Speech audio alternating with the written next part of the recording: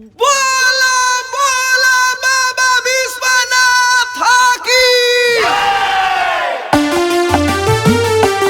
काय भौजी काय नंबर के चलो तोड़ हो का कहि देव जी हमरा से तो चल ही नहीं के जा।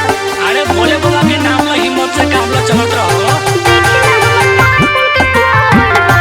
अरे बोल बम बोला बोल बम हिम्मत आ जाई। ए जी एगो बात कही। बोला बोला ए देवर बबू हमरा के पिठिया ले ली ना। पगला गेल